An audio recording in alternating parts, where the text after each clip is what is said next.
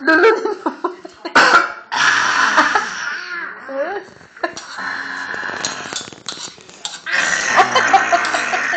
Galing magturo ni tita eh.